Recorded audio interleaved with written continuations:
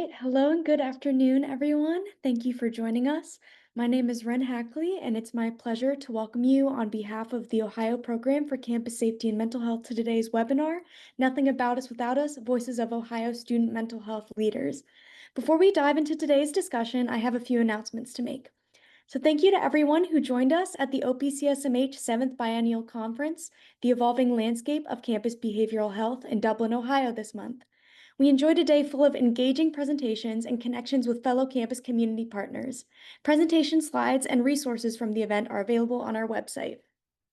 Next, today's webinar wraps up the 2024-2025 series, but we look forward to providing more opportunities for education and engagement in the next year.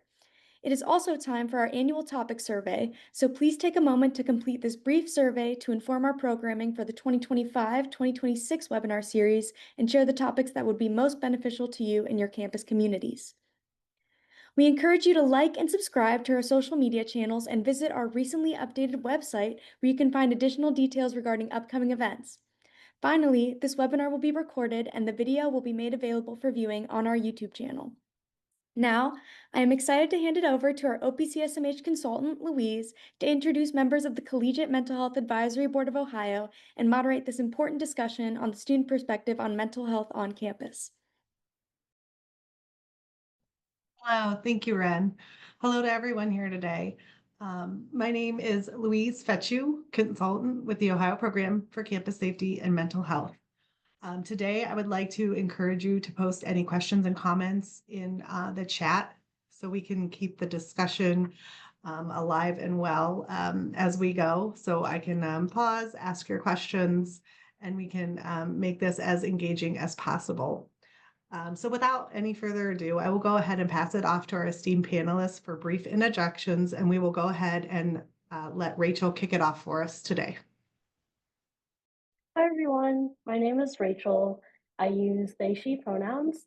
I go to Case Western Reserve University, where I'm a rising third year, and my major is medical anthropology. Hello, everyone. I'm Carson Ebert. I go to Miami University of Ohio. I'm a rising junior.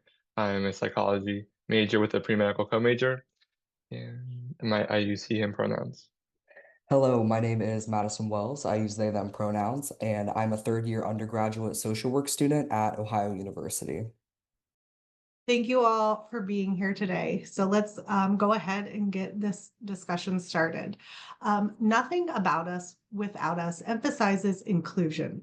Carson, can you go ahead and kick us off and let us know, how have you personally experienced being included in the decision making process on campus in regards to mental health services? Yes, thank you. So at Miami University, I think they do a lot of work with student engagement and working with students and within our office of student wellness.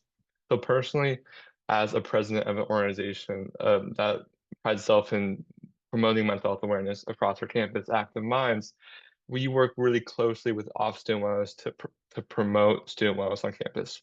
Some of these events look like Stress Less Week, where we will partner with Office of Student Wellness and host a event where people can come and engage with mental health and maybe mindfulness strategies is what we normally do, like gratitude and things like that.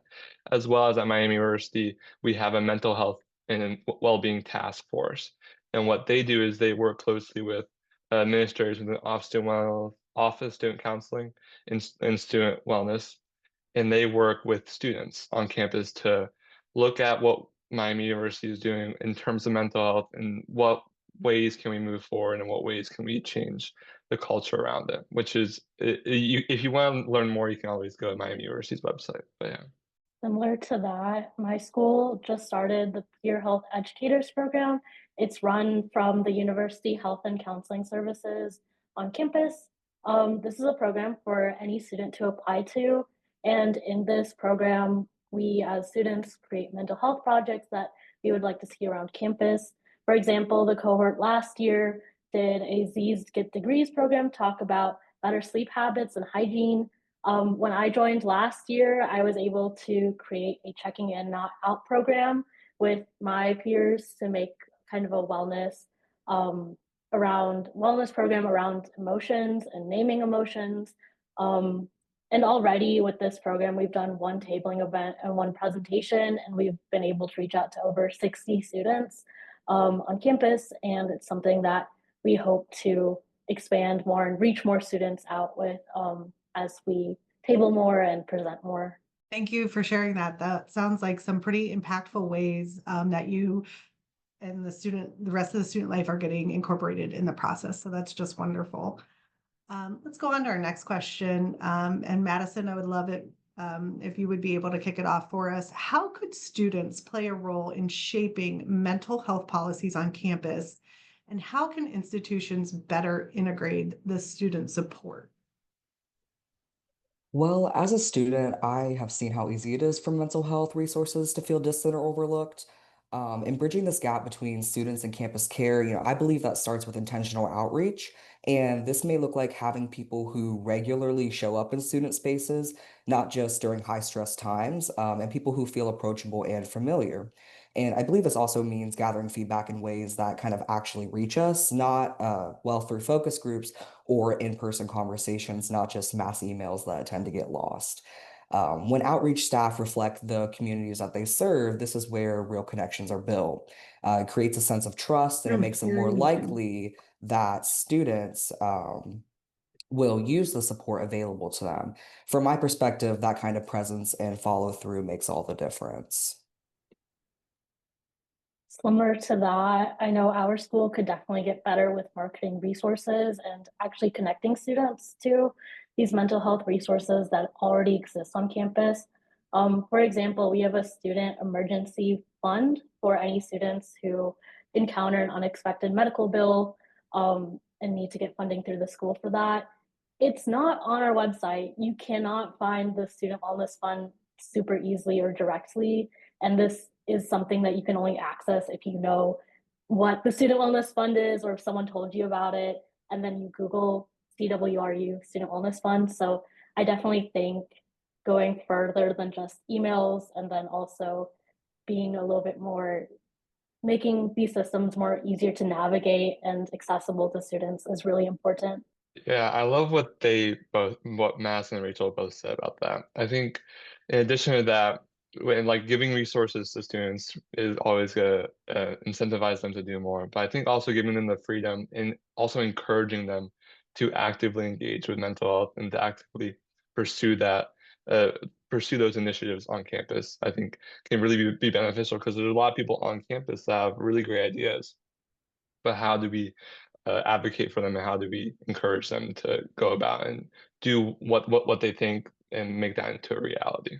Yeah, I think there was like a strong agreement here on that intentional outreach, right? And not just getting all these spam emails and making it more direct to have more impact on the student body, which I think is fantastic ideas. Rachel, what are some aspects of creating mental health initiatives and marketing to students that you wish the administrators, the faculty, and even fellow students knew? I wish that administration and faculty knew kind of what I said in the last question, how emails aren't enough to advertise programs. I think that, at least in our school, it's unique in that this is a fully student-run program. Our head chair, who works directly with University Health and Counseling Services, is a grad student, but we don't run like a student club. I know a lot of student clubs around campus for their flagship events or these really big events they throw during the semester will do things like chalk the sidewalk. They'll go into lectures and present right before class starts about their program that they're throwing. They hang up flyers around campus, and that's really effective marketing strategies that work and get a lot of people to show up at these events. However, that is not the reality of what's happening in our program just because of the size, and then also because that's not quite seen for the marketing side to have a student in that position. So we right now just did elections for the first time ever, and we now do have a marketing board who is a student. So we hope to integrate that into our future programming. To build off of that, within the marketing, the language and tone matter. And what I mean by that is something I've noticed is that students don't always, realize they're in crisis because sometimes we're just trying to get through the day. And it is important for mental health initiatives to also focus on students who seem like they're just getting by. Support shouldn't only be for when things hit a breaking point. I think it's valuable to think about the language and tone used when marketing, especially we need to normalize kind of checking in, asking for help, and using resources before it gets to a crisis point.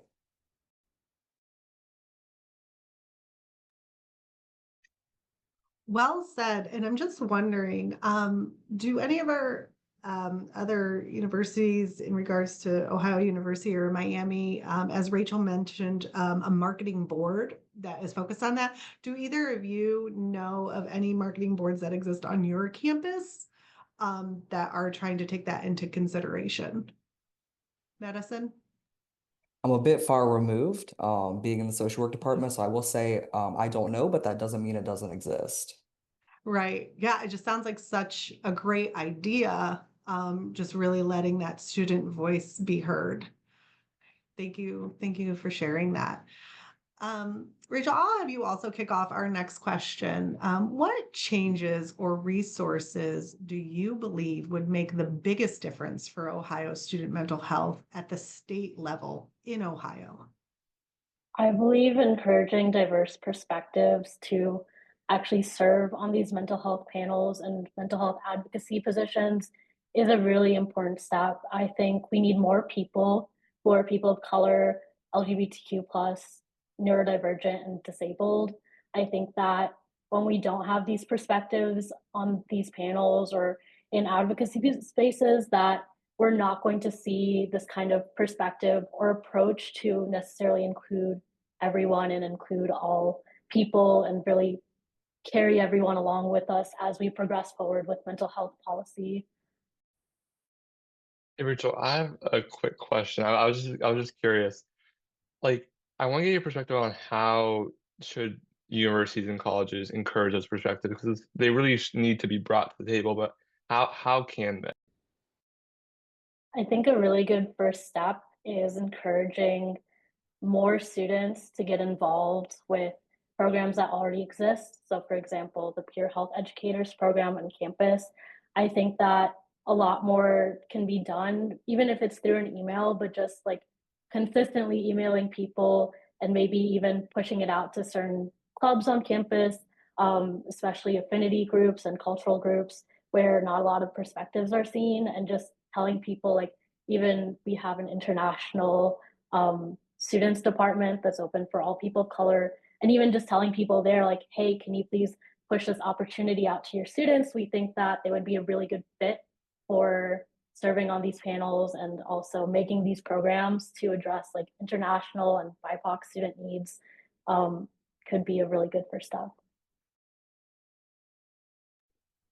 I can't agree more with Rachel that effective initiatives need diverse perspectives.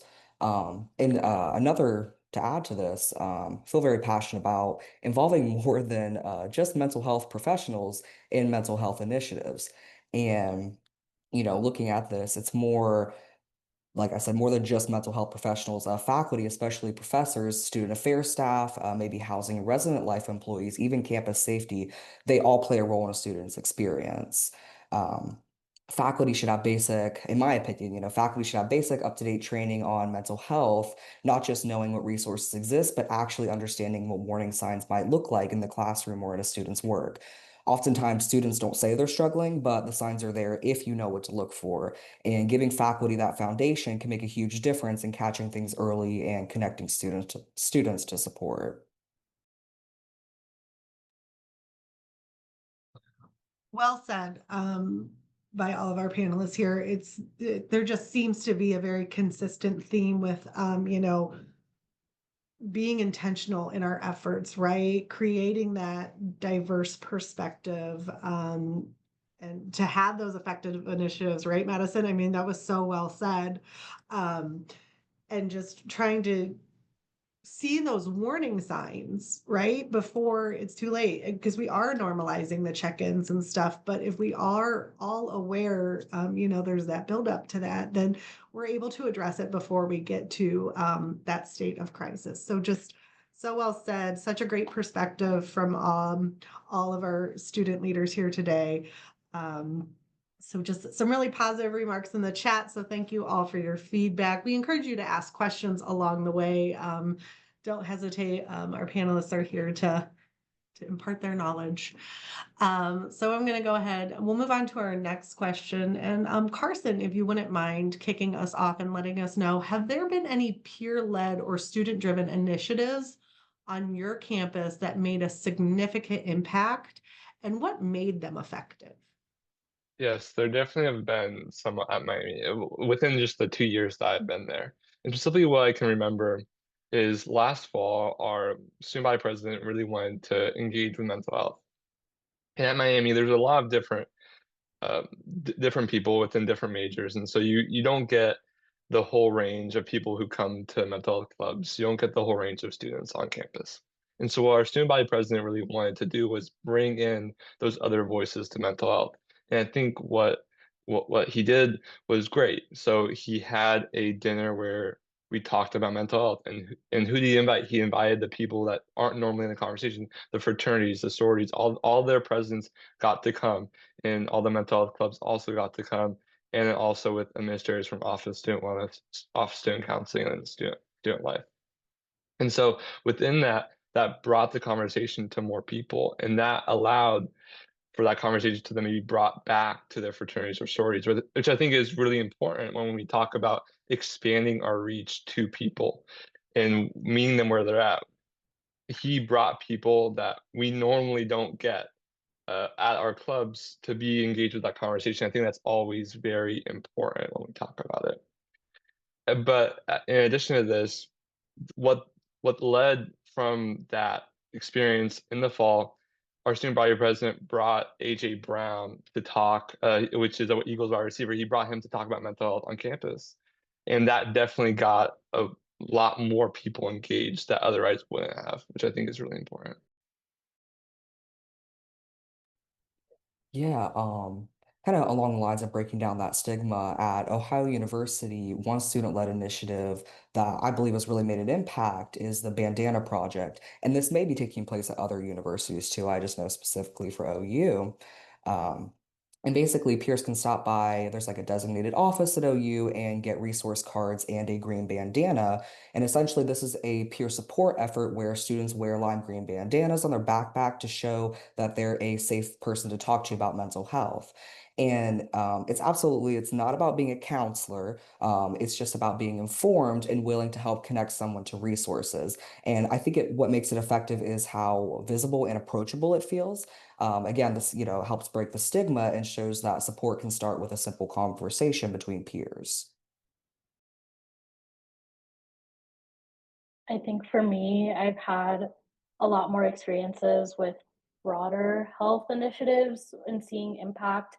For example, I'm part of this club called Period, which works closely with menstrual equity. And a few years before I got to campus, they had worked so closely with their own student body, the student governments here on campus, and as well as administration and faculty to actually go up to university administration and get funding to provide every single bathroom, at least with women's bathrooms and gender neutral bathrooms with free menstrual products like pads and tampons at no cost to the students, which has been a very big help for destigmatizing using pads or tampons, and then also just shows a really big effort to actually advocate at government levels in university policies and in campuses. Um, right now, we're trying to do that for the men's bathroom to be more inclusive of trans people who menstruate. However, because of budget cuts and then also state and federal policies not recognizing transgender people, this has been very difficult.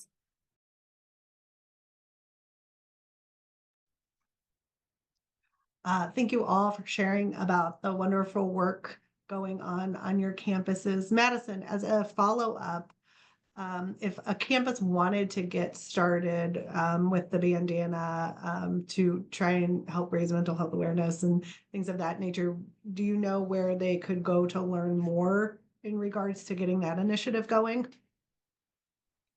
I would simply start with looking up Ohio University's bandana project. It should pop up, and then within that, they'll indicate whether that's a like a larger organization putting that on, or it may just be something at OU.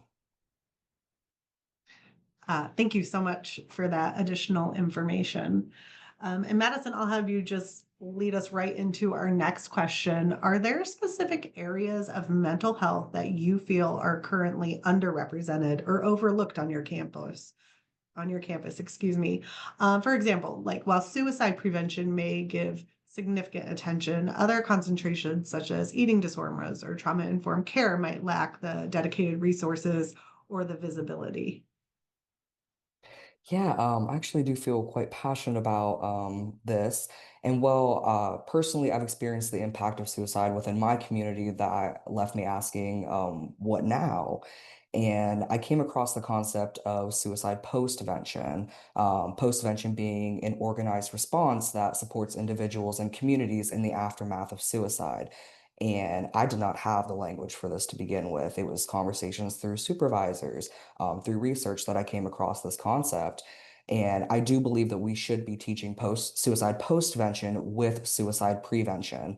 And postvention is about giving people the tools to understand grief, trauma responses, and how these may show up in friends, classmates, themselves, and a larger community. And I believe most importantly that postvention in and of itself is prevention. It helps communities respond in a way that supports healing and it reduces the risk of more harm to affected individuals. I love what you said about that. I think that's a very proactive approach too when we're talking about suicide prevention and suicide prevention with what you talked about. In addition to that, I know specifically at Miami University, we don't talk a lot about eating disorders or substance misuse or how trauma affects the body. And I think as a mental health peer health educator on our campus, we've talked about incorporating that within our um, peer health system. But it's very hard when you as a student, like Madison was saying, you don't have the language for all of this. And where do you draw the line between you being a student or a professional? It's that boundary needs to be set clear. And so when we talk about things that are underrepresented and things that are very difficult to talk about, like eating disorders, navigating that space can be a difficult situation. And partnering with people who have like like the degree, like the knowledge, the experience can really be beneficial.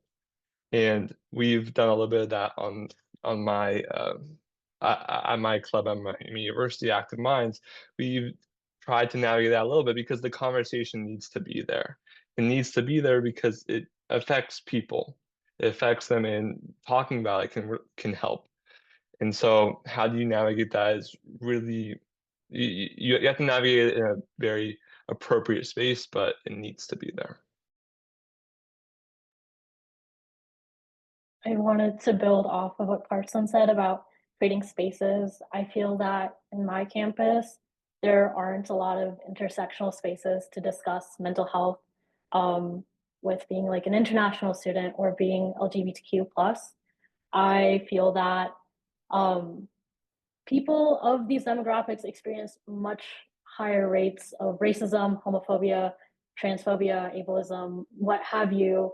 And because of that, they also experience higher crisis rates, and not having preventative care in place or even spaces to be able to go if you're someone of color or someone who is queer or trans is kind of disheartening. I know for me in my program, I'm trying to push more to create these spaces and to do actual programming with our centers, like our LGBTQ center and our Office of Multicultural Affairs.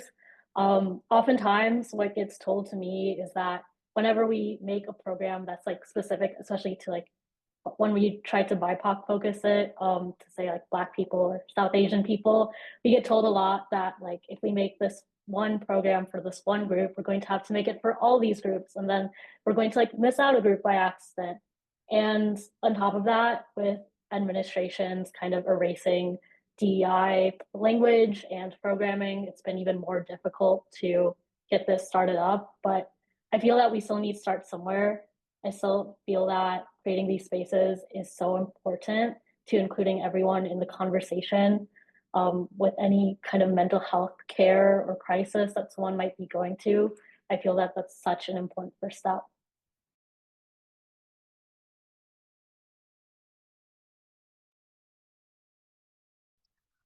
Thank you. Thank you so much for sharing all that. So now when we look at moving forward, how can current students build momentum around college mental health initiatives and inspire rising students to continue the legacies on their campus? Carson, do you mind starting us off? Yeah, of course I can. I think as what's been happening recently is like starting that conversation can be really important. But I think looking beyond just starting a conversation, how do we bridge that gap for people, and how do we access people who don't normally aren't normally a part of that conversation? And really, that's meeting them where they're at, in my opinion. And that's tabling at certain areas, tabling at maybe the business school, for instance, especially at Miami University, tabling in our student center, talking with people just in between classes or if when they're going home. I think that can really be an impact, building momentum around mental and building people's experiences and creating more mindfulness strategies that they can use is really important. And I think also, in addition to that, having annual events that students can interact with and students can get excited with. We've tried to do that in my club with creating Pages and Paint Night, which is the week before finals. We bring a lot of different paint. We bring watercolors, acrylics, and we're in Armstrong, and we also like buy some donuts because people like food, and people come to food events on our campus. And that creates a little bit of buzz around campus about within our club, and that lets our club be known to more people and know that we are available to people if they need us. And I think that's really important when we're talking about building momentum on college campuses.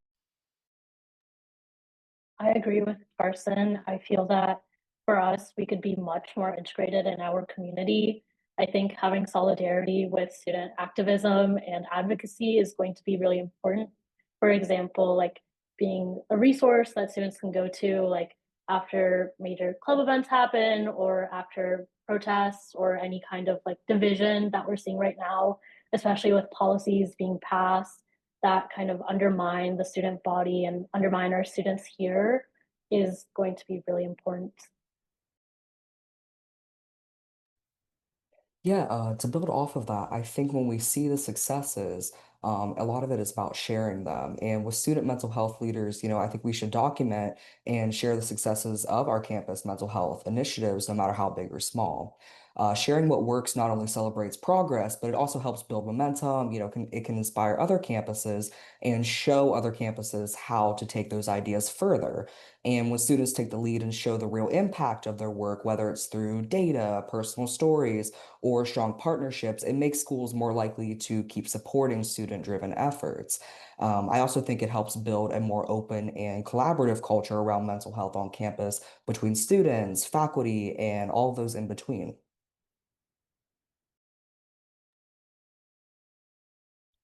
Just so well said by all of our panelists. Thank you so much for that. I think, getting future generations involved, to carry on the legacies is just so important and to get them involved in campus.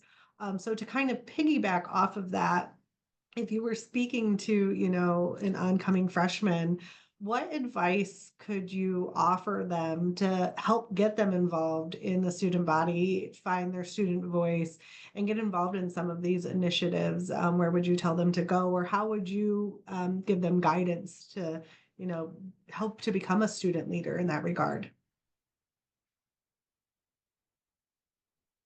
Here, I can start off this one. I think being open to finding and looking for those things, and honestly following the Instagrams of Off Student Wellness. They post everything about like how to be a peer health educator.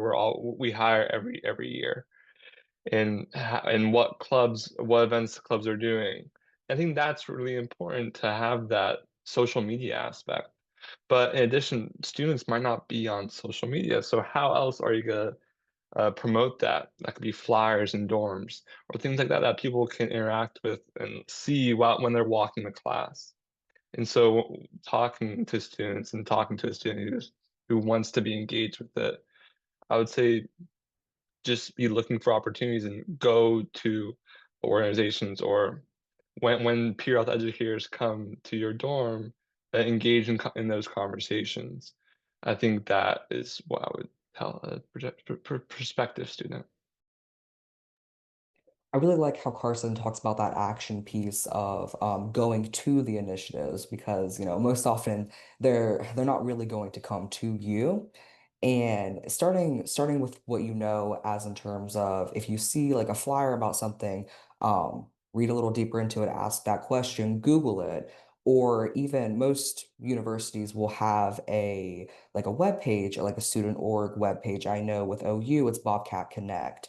And that's where you can begin to look up the student orgs. And then that's where you ask the questions. You send an email, to somebody. Usually they'll have like an advisor listed on it. And then it's really all about kind of following that trail, and taking that initiative.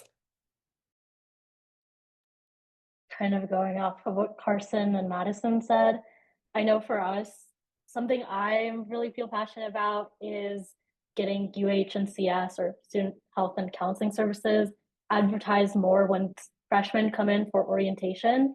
A lot of we don't have it advertised for some reason. We have our platform, like online therapy platform called Timely Care advertised, but not the actual university department itself.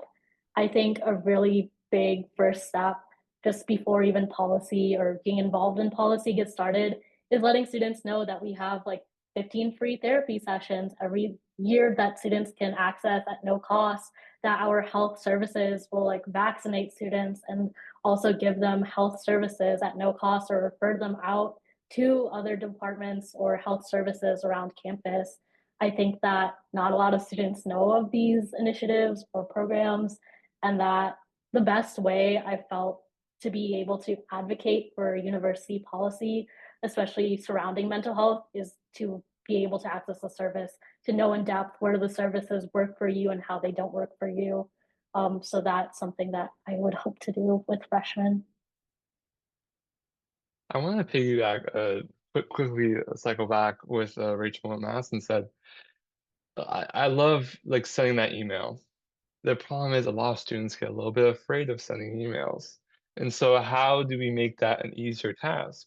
I think putting on websites, like the email that you can talk to and that you can engage with, maybe even having like that email, that template email.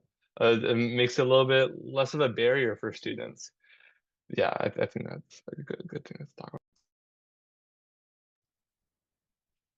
Thank you so much for those unique perspectives and kind of just circling around about like, if we're seeing this as a potential barrier, how can we just address it at the forefront so it's not even a barrier, right? It's not a roadblock at all. I think is just fantastic also. So thank you for adding that in. Some great information in the chat. In regards to the Recovery Resources, a Northeast Ohio nonprofit. So if anybody has time or interest, please feel free to reach out to Angelo. Thank you so much for putting your contact information in there. So we'll go ahead and give you a plug there. It's a coalition. They have a limited number of members, but they are always looking for new members and to help make that impact with mental health awareness on Ohio college campuses. So for more information, go ahead and check that out in the chat. I would welcome anybody to put any questions in the chat at this time for our panelists to, keep the conversation going. So please take the time right now if you have questions, go ahead and put them in the chat and I will be happy to ask them to our panelists. Also, if you haven't already, please be sure to like and follow Ohio Program for Campus Safety and Mental Health on social media.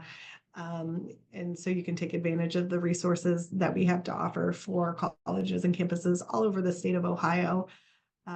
Going back kind of into some more questions, I'm curious if any of you have taken mental health or suicide prevention trainings. If so, which trainings have you found were the most beneficial as a student mental health leader? So I'll let any of our panelists kind of take that away. Madison? Yeah, I'm glad that this question was asked because it does kind of lead into another idea that I've had regarding this. And I have quite a bit of experience through being an RA resident advisor, and that's kind of where I've had the mental health training in terms of, it's called like Bobcat 2 Care, and it is derived from a larger initiative, and then they just kind of changed it to fit OU specific needs. Um, but along with this, while the training was wonderful and very in depth, I've kind of noticed that I'm a student employee that works on the front lines with students. I do believe that there's a gap for students who are not in these positions. Just for like the general student body, I don't really believe that there are standard mental health trainings, which I would definitely advocate for and say that that is something that needs to exist. So yeah. On our campus, peer health educators get trained with THINK, which is called Talk, Help, Identify Signs, Navigate Resources, and Kindly Refer. We are able to do this training with other groups who sign up for it, and anyone in this program is able to actually lead these trainings. Something I wish we talked more about in these trainings was that suicide signs look different for everyone. It's not going to follow a template per se. It's going to be really different depending on how well you know someone and knowing like what their warning signs look like. I think as a campus or just in general, I'm really pro making spaces just more welcoming and open, and that if someone is feeling that they are going to start self-harming or just in a really bad space, that they're able to reach out with someone. I know I really liked Madison's bandana project for having peer support around suicide. I think that that's something we could definitely incorporate on campus to kind of make that a welcome space for people and more accessible to kind of reach out for help.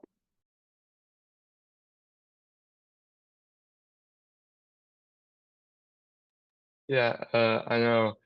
As a peer health educator as well, we get certified in QPR instructions.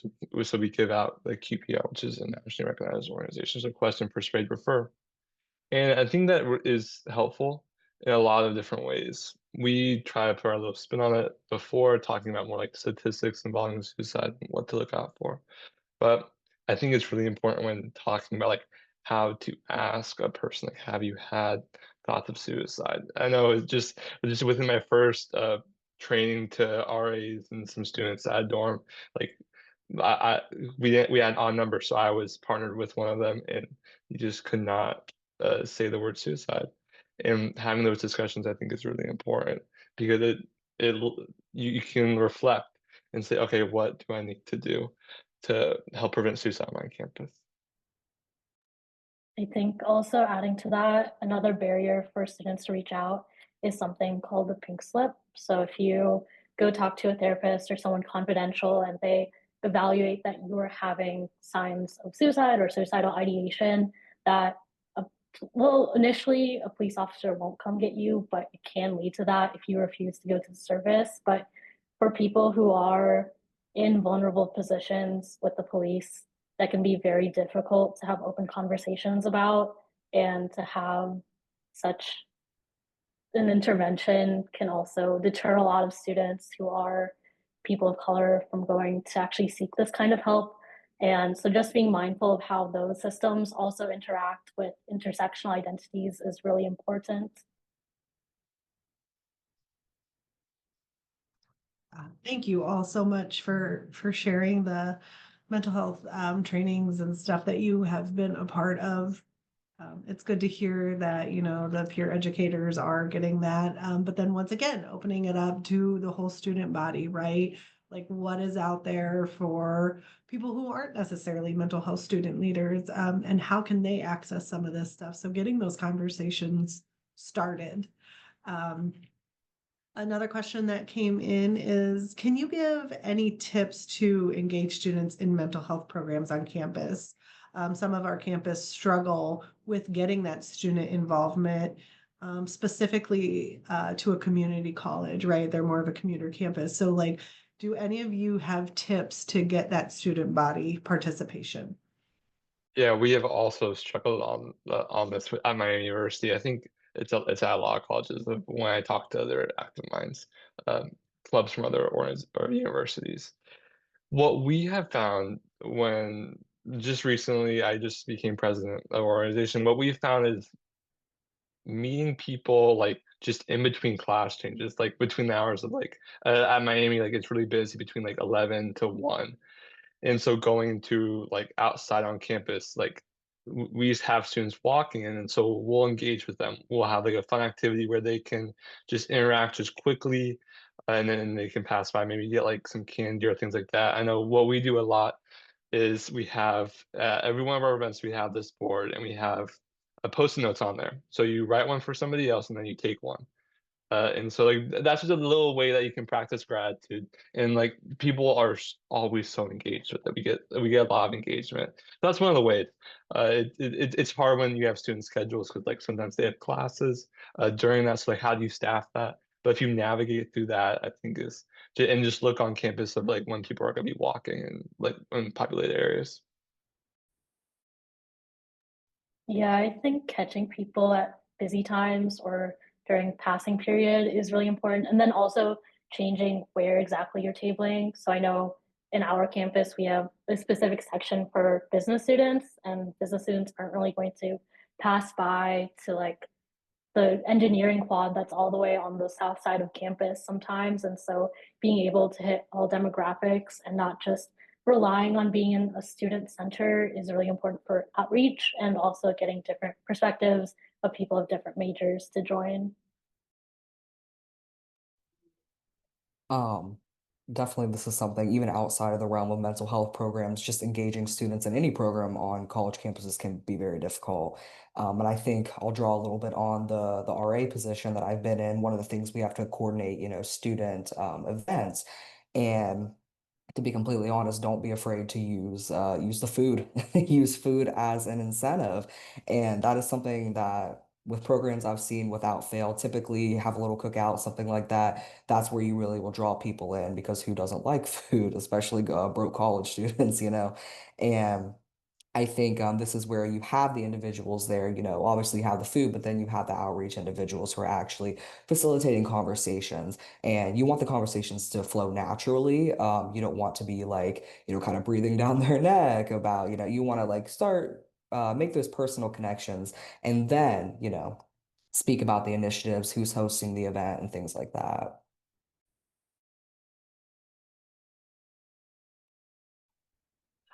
Thank you all so much. They're also talking in the chat, maybe about like offering stickers or other things just to have students stop by to engage in the conversation. Another question coming in, from your perspective, how likely are students to engage in a short anonymous survey about mental health directly as it relates in being in college? For example, if there were flyers around campus promoting the survey with a small incentive, would students take the time to actually take it? I know our university actually does do a survey. The way we do it, I'm not sure that every student takes it. It's in an email. We offer like a $50 Amazon gift card raffle. So you get put into a raffle to potentially win. I would have to look at how many students take that, but I know our survey is not the shortest. It takes about 10 to 15 minutes to complete and really think through. So definitely being able to get all of the information there in a shorter manner would probably increase the amount of people who complete the survey, and then also maybe upping the prize a little bit or incentivizing like flyers around campus would be better. Yeah, I think with surveys, you have to like it's like some of my friends will take the survey, other people won't take the survey, and that's just that's just how it's gonna be. The thing is with surveys is what are the students that aren't gonna normally take it? Most of the time at Miami, it's gonna be like more of the business kids. And so when you get that survey back, you have to look at who like get those demographic information so you can generalize it, I think would be my opinion on it, just to ensure that it's not just about one subset of people. And yeah. While I think the flyers are wonderful, I know my personal, experience. I'll be doing like a focus group study around food insecurity, and flyers is something that I will be using, but I can't solely rely on that, because it's very easy to just kind of, overlook them. And I know that there's a lot of barriers that can come to this, but if possible, having individuals actually reach out to those areas, maybe they're non-academic. I know at OU we have like learning communities where that's kind of where all the freshmen will be gathered, and it's not quite like an academic class, but it's still a class structure. If you're able to have individuals go into that space and maybe put up a QR code, bring candy, something like that, I feel like that is more of a potentially a more productive way that you may get responses. An idea there. Yeah, and sorry. Yeah, and you could also just like ask professors as well to have like maybe like extra credit. I know a lot of students love extra credit. And then also just like ask them if they could have like candy, or they could bring candy and have other students fill it out. Yeah, I was going to say that too. I know in our school we have an end of the year survey that students take to evaluate their professors and how well they did, if they had any improvements that they would like to suggest, etc. And for this, some professors offer extra credit. A lot of professors offer time in class to actually get this done. They offer about like 5 to 10 minutes to fill out the evaluation. And everyone on campus for our general requirements has to take like a PE course and a wellness course. They also have to take writing courses too. And so just kind of being able to hit some of those core areas that, all students are going to be in is going to be, I think, more effective than just sending out emails or using flyers. Definitely getting teachers on board would be a good step.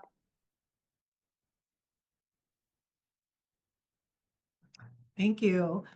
Um, if there was one initiative or one program that you were a part of that you felt like when you look back, it had the most impact in regards to the mental health services and connection on campus or student organizations, what was it and why did it have such an impact on you?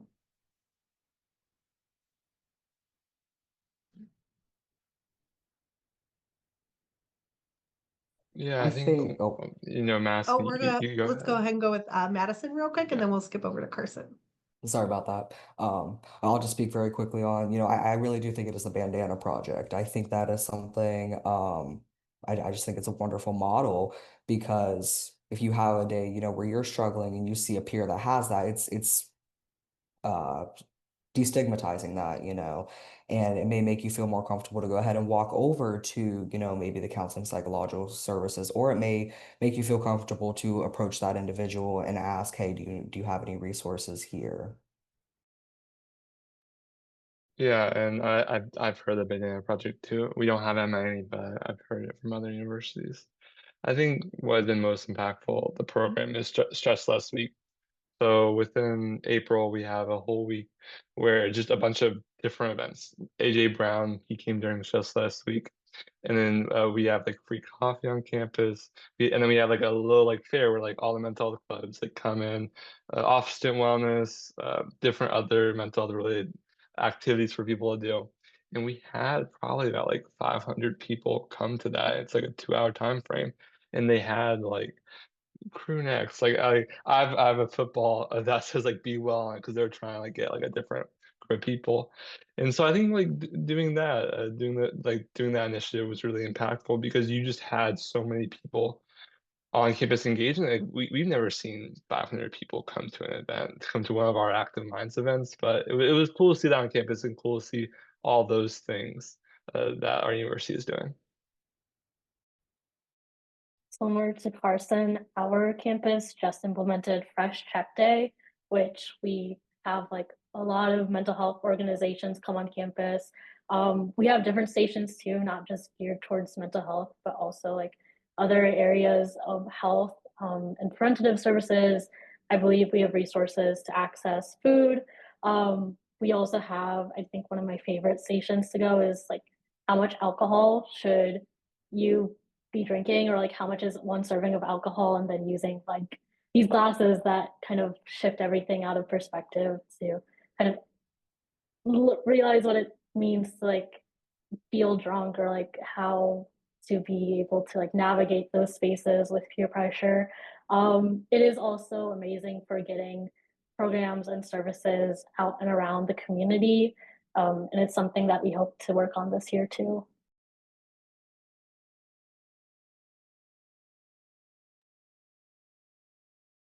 Thank you so much for sharing that, and the impact those programs personally had on you and your campuses. It looks like oh, we have another question come through in the chat real quick. So it looks like we have time for one more. In your opinion, what qualities do students look for in campus faculty, peer educators, or programs that make them feel comfortable to seek the support for mental health needs?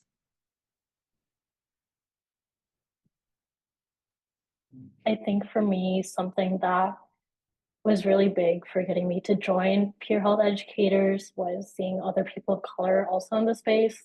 I'm the only trans person there, and I know we don't go around and share pronouns. So that's why I was kind of considering leaving, but I definitely feel like getting our perspective on these boards already, and like seeing other people advocate for their own experiences has been impactful. I'm sorry, what was the question again? Um, That's okay. In your opinion, what qualities do students look for in campus faculty, peer educators, or programs that make them feel comfortable to seek support for mental health needs? Gotcha.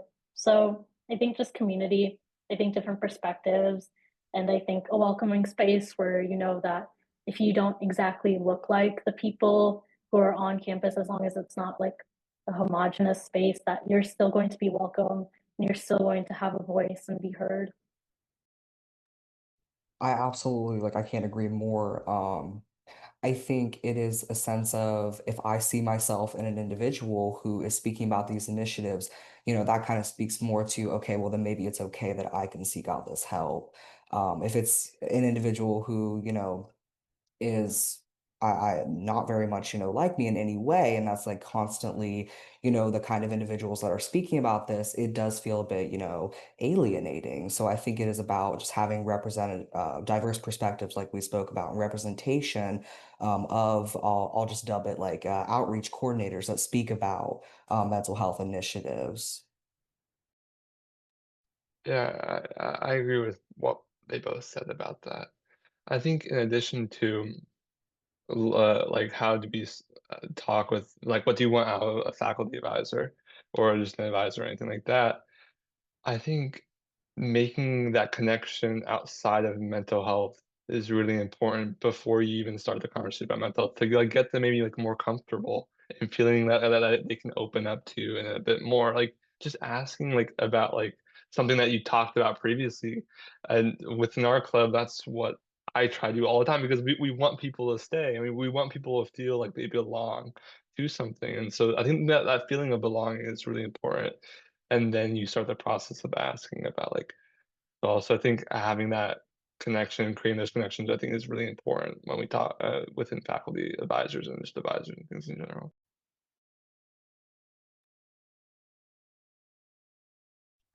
Thank you for sharing those qualities that you look for.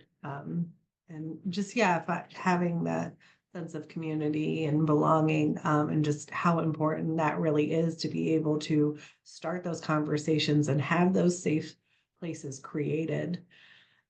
So I want to just take a moment and thank our panelists for being here today. Rachel from Case Western Reserve, we thank you so much.